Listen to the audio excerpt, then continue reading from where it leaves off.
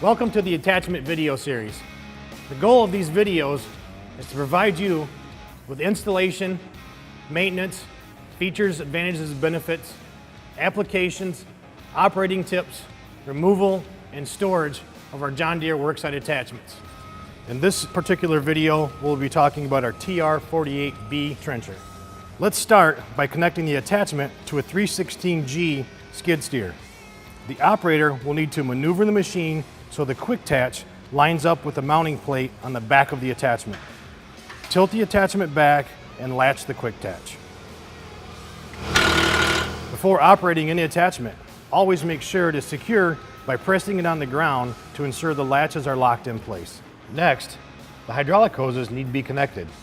Before connecting any coupler to a machine, it is very important to clean both ends of the connectors. This will help to keep any contaminants out of the hydraulic system. If your attachment has a K-string, it must be connected first and disconnected last. If the attachment does not have a K-string, connect the return line first. This will take some of the hydraulic pressure off of the system and make it easier to connect the supply line. Some attachments require the use of a hose saver or boom-mounted hose guide kit in order to safely route the hoses and keep them out of damaging pinch points. John Deere has an assortment of trenchers ranging in sizes from 36 to 60 inches. There are currently 3 different models available for purchase, including the TR36B, TR48B, and the TR60B. The TR48B is the model shown here. Regular maintenance is key to longevity and safe operation of any attachment. A regular walk-around is required every day to ensure that hardware is tight and there are no noticeable leaks in the hydraulic system. Prior to operating the trencher, it should be checked to ensure it is in good working order and set for trenching.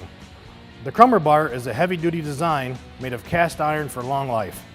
It should be positioned approximately 4 inches from the cutting chain or about a fist width. The chain tension should be roughly 3 fingers width between the bar and the chain. This can be adjusted by tightening or loosening the bolts on both sides. Make sure you adjust them both equally. Let's talk about applications. There are a variety of uses for a John Deere trencher. Our trenchers do just as the name implies. They're designed to dig trenches of various widths and depths. Trenchers can be used to dig utility, gas, water, electrical, and drainage lines. Currently, 6 and 8 inch standard cup teeth are available depending on how wide of a cut is desired. A shark tooth package is also available for harder and more compact digging applications. Now let's take a look at the features, advantages, and benefits of this TR48B trencher. This trencher features a small displacement hydraulic motor that drives a planetary reduction drive. This gives us low speed with very high torque.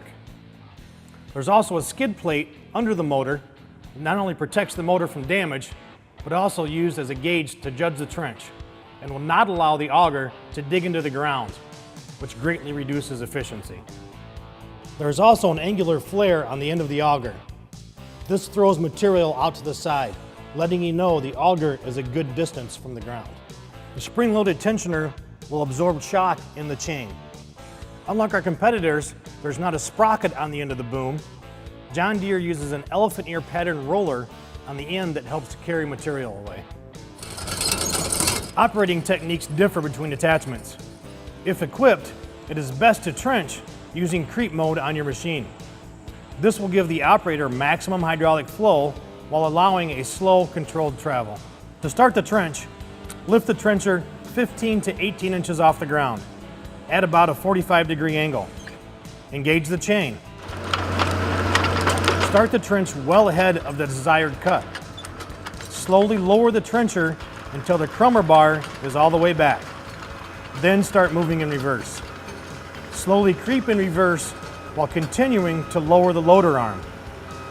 When nearing the required depth, stop lowering the trencher and tilt the trencher to a 60 to 65-degree angle, depending upon the required depth of cut. This works best for general trenching applications. You also want to make sure the auger is at ground level to move the spoil away from the trench. The higher you raise the auger, the closer to the spoil will be to the trench. 3 to 6 inches off the ground is a good reference. From a safety standpoint, it should not be positioned to extend past the guard. Should you need to side shift the trencher for better visibility, set it on a flat surface, unlatch the quick attach, and back away about 6 inches. Exit the cab, pull the pin, and move the bracket either direction until the holes line up. Replace the pin.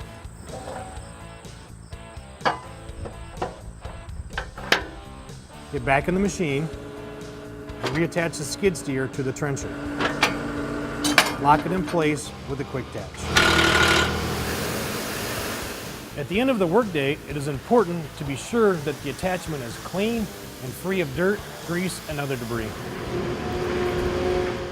To remove the attachment, first bring the machine to a complete stop and lower the attachment until it is securely resting on level ground. Before shutting down, be sure to bring the machine to an idle state. This will prevent any damage to the machine and attachment during the shutdown procedure. To help relieve pressure in the attachment, shut off the machine, turn it back on, but don't start it. Cycle the lap bar, enable the hydraulics. Move the attachment function. This will relieve pressure in the attachment so that the next time you hook it up, it will not be pressurized. Shut off the machine and exit the cab. To unhook the couplers, it is recommended to detach the supply line first. It is also recommended to press in and hold the male and female auxiliary port couplers to relieve system pressure.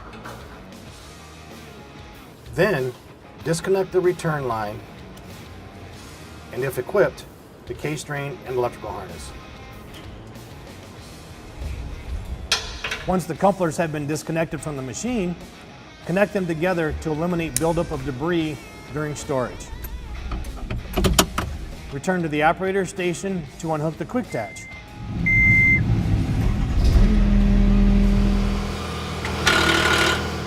Then, tilt the coupler forward and slowly back out of the attachment. Be sure to store the attachment in a dry and safe environment when not in use. Leaving the attachment outside and exposed to the elements will significantly decrease its life expectancy.